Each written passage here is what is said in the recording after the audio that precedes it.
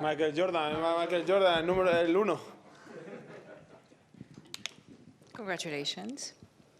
By winning this match, Miss, do you qualify for semi-final and reach world number one? How do you feel? Can you describe how you feel right now? Well, it's a great achievement. It was the goal to end the year as number one, and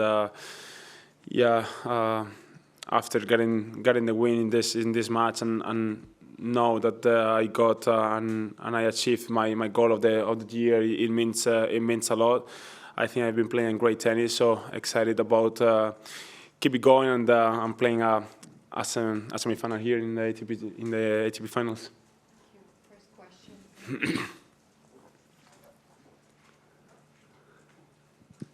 Carlos, congratulations. One question, is this your best indoor season, not just concerning the result, but the feelings that you have on court? Well, I would say it's difficult to say that this is my best season on indoor courts, because I just played Paris-Bercy, and this one, Paris-Bercy, I lost in the first round. Here, I just it's still in the semi-final, so let's see how it's gonna be. But I reached the semi-final here back in 2023 again. So I don't know. I don't play too many indoors tournaments per year, which means that I don't get so much experience on playing this in this surface. But just feeling great after every match, and yeah, hopefully in the semi-final still and keep feeling even better. Hi Carlos, congratulations. On the same subject about your indoor season, you said that this year you had a process to be sure that you will be in good health, in good form at this moment of the season. Can you go further and tell us what was the process? You have some rest at home? Well, first of all, going back to your question, I forgot that I won at Rotterdam, so I forgot that. So I would say, yeah, it's my best season indoor so far. So it's coming at the end of the season, approaching the indoor swing at the end of the season. For me, it's always great having time at home, preparing as much as or as good as I can these tournaments. But it doesn't mean that I'm gonna play well or not. So I'm just really happy that I came here with confidence, knowing that I'm playing a great tennis. I had really good preparation before this tournament, but it's always to get to know yourself and what you need on and off the court. And I think approaching this time of the year, I think I've done it pretty well. Hi, Carlos. Congrats for a great year. I was wondering, in the immediate seconds after you secure the world number one, okay? And in the immediate seconds after you win a Grand Slam, of course, in this season, you did both. I was wondering, emotional-wise, what's the greatest feeling, winning a Slam or secure the world number one? Well, I would say it's different feelings. Winning Grand Slams is always a goal, and the year as number one, obviously, it's always a goal as well. But securing the ending the year as a number one here, for example, in this match, the tournament is not over. So you have to play a semi-final, and the tournament keeps going. So it's kind of different because always it's great. You can celebrate it with my team, with my close people that they are here. But right after, you gotta still focus on recover, on going as soon as better as you can, just to be ready for the semi-final. Comparing to winning a Grand Slam, the tournament is over. You can relax. You can do whatever you want after achieved one of the best things you can achieve on our sport, that is getting a Grand Slam. So I would say it's kind of different feeling. Hi, Carlos Simonetta on Eurosport. We just knew that my question is about Davis Cup. I'm curious because about your opinion on this. Yannick will not play this year, and we just knew that also Lorenzo will not play this year. You're going to play that maybe in the future, because it's every year it will happen also to you to say, you know, it's the end of the season, I'm not going to play. I don't know this, you will tell me maybe. But do you think that maybe switching the event and let him become something that you play maybe every 2 years or 3 years wouldn't be better for the Davis Cup? What is your opinion about this, or if you are okay with playing it every season? Well, if I am honest with you, I think the Davis Cup is one of those tournaments that you're not used to feel and play, because you're playing for your country, you're playing with your teammates, and it's totally different. And I think it's one of the most privileged things you can do in our sport, representing your country. I agree that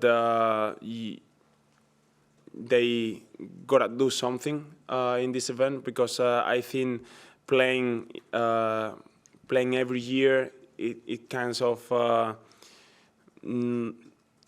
I mean, it is not as good as it might be if you're playing every 2 or 3 years. So I think if the tournament is played in like every 2 years or every 3 years, the players or the commitment of the players, it's gonna be even more, because it's unique, it's different, and you're not able to play it every year. So yeah, I'm playing this year. I really want to win the Davis Cup one day, because for me it's a really important tournament.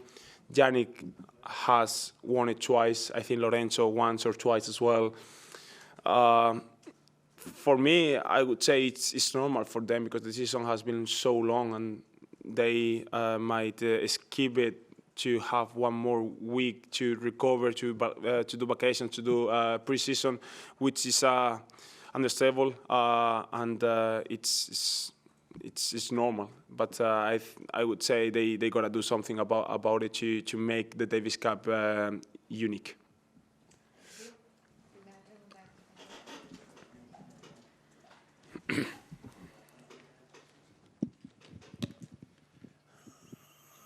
¿Qué tal, Carlos? Enhorabuena por la victoria. En los últimos 11 meses, evidentemente, has sido el mejor tenista del mundo. Has ganado 2 Grand Slams. Aquí 3 de 3, ya estás en semifinales. No sé si estamos viendo al mejor Alcaraz de nunca y si ya es la mejor temporada de tu carrera, a la espera de ver si ganas Copa de Maestros y Copa Davis para cerrarla. Gracias. Bueno, sí que es verdad que estamos teniendo una temporada magnífica. La consistencia es algo que siempre ha estado en mi contra, que digamos, y es algo que he intentado trabajar lo máximo posible, ¿no? Por ejemplo, en los años anteriores, el tema de la consistencia en tema de partidos, en tema de torneos, siempre ha sido, voy a decir, un lastre para mí, lo cual hemos intentado mejorar en ello, y yo creo que esta temporada hemos dado a ver a la gente, ¿no?, que he mejorado en ese aspecto, ¿no?, que a cada torneo al que iba conseguía hacer final o ganar título o hacer un buen resultado, ¿no? Y yo eso es con lo que me quedo, con lo que he mejorado en cuanto a la consistencia, y obviamente con respecto al comienzo de año, que no fue el mejor, lo pudimos remontar y yo diría que sin ninguna duda es la mejor temporada que he hecho hasta la fecha, con 2 torneos todavía por jugar. Buenas, Carlos, enhorabuena. Te quería preguntar si te has podido, es verdad que el sábado tienes las semifinales, pero si te has podido conceder algo de celebración de este número 1. Y luego, ¿cómo te has sentido en un ambiente tan extraño como un ambiente en contra, ¿no? Que pasa poco en el tenis y que te pasa muy poco a ti, que es que incluso te lleves algún silbido, ¿no? Como te ha pasado hoy y como te podría pasar el domingo. Bueno, no mucho. Obviamente he estado con mi equipo en el vestuario, con la gente cercana que ha podido venir aquí. Tampoco he podido celebrarlo mucho porque, lo dicho, el sábado tengo unas semifinales. He intentado hacer todo lo que estaba en mi mano para intentar recuperar y que esté bien para mañana poder entrenar bien y el sábado saltar a pista en las mejores condiciones posibles. Y luego, obviamente, al final, teniendo a jugadores jugando en Italia, teniendo a jugadores como Lorenzo y Gianni jugando este torneo, obviamente ellos van a ir de su lado, lo cual es normal. Hemos intentado estar concentrados, que no nos afecte un poco el público a favor de Lorenzo y intentar jugar un buen tenis, que yo creo que he conseguido evadirme de todo ello y poder jugar un buen nivel. Buenas, Carlos. De cara a una hipotética final, ¿es un hándicap jugar la segunda semifinal, que es a las 8:30, en lugar de la primera, que es a las 2:30? Sí, obviamente al final cuanto menos tiempo de recuperación tienes, peor. No digo que al final es un gran hándicap en contra, pero sí que es verdad que al final no es lo mismo acabar a las 11:30, 12 de la noche e ir a tratar, irte a la cama a las 2, 1:30, 2, que irte a la cama a las 11 y hacerlo todo mucho más temprano. El tiempo de recuperación, el tiempo de descanso, todo influye mucho para luego poder estar en condiciones o en mejores condiciones para el domingo. Carlos, 70 victorias por primera vez en tu campaña. Desde abril, si no me equivoco, 55 partidos ganados de 59. Dicen que los grandes del deporte, no solo del tenis, lo son porque saben ganar cuando tienen un día una gripe, cuando un día no están inspirados, cuando un día tienen una lesión como tuviste tú en Tokio. ¿Tú has llegado ya a este nivel de saber controlar todos estos, de saber ganar cuando no estás bien? Bueno, la gran mayoría de veces.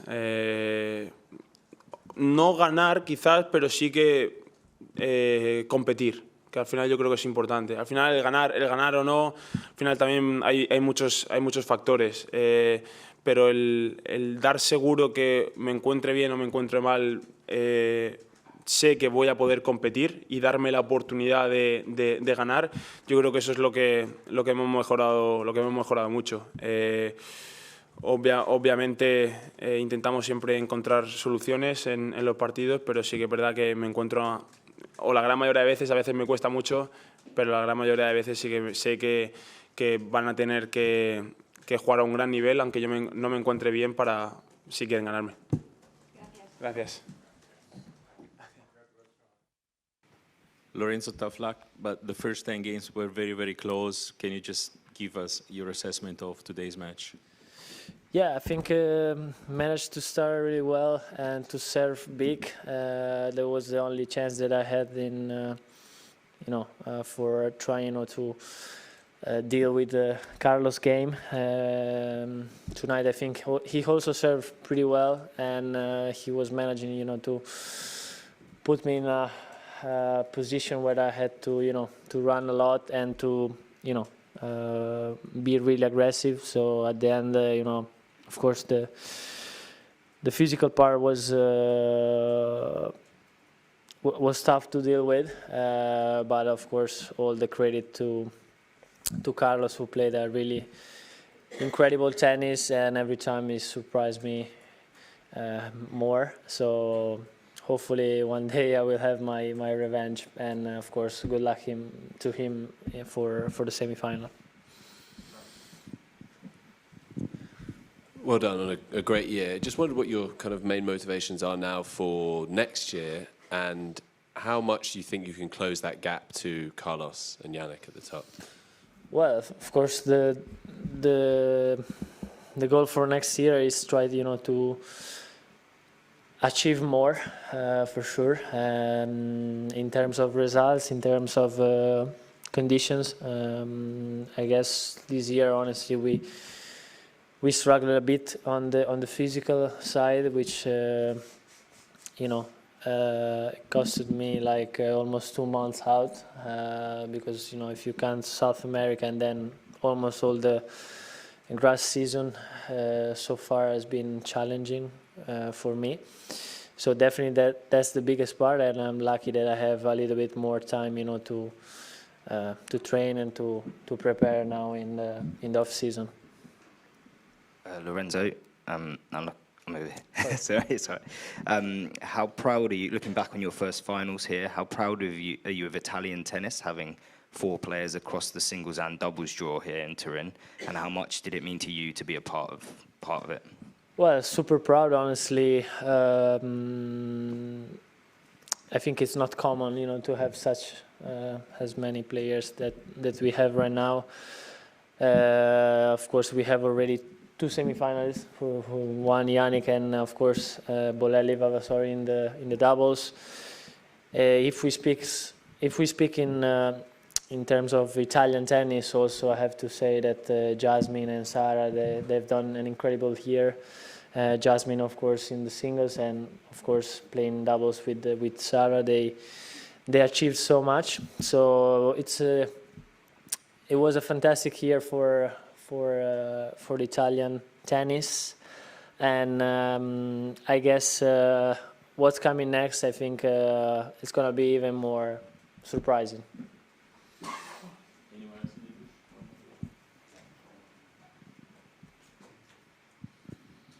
Hello, Lorenzo. How do you assess Carlos' focus, level, dedication, presence tonight, considering that he played a lot? Yeah, I think he was really focused. I knew that he wanted to win badly tonight. He served really well. I think he didn't have so many up and downs with the serve, and that gave me a lot of pressure on the rallies. I saw him playing this surface with a lot of up and downs, but now the performance of tonight was really consistent in every side of the game.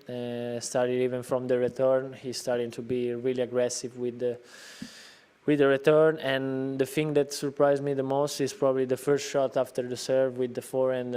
He generated the power and speed that it's really tough to handle. Very last one. Hi, Lorenzo. How far away do you think, or how close do you think you can get to the top 2, Alcaraz and Sinner, who just seem to be so far ahead from everyone else at the moment? What do you think's missing, if anything? Well, I don't know. Probably I have to discover that, because maybe if I knew that, I will be closer. Of course, I think they have something different from others in terms of abilities, in terms of. Right now, I see that in the physical conditions, the way they move and the way they recover and the way they slide, they move during the rallies is the thing that impressed me the most, honestly. And the way they change from defense to offense is probably the thing that I need to increase and improve for the next season so far.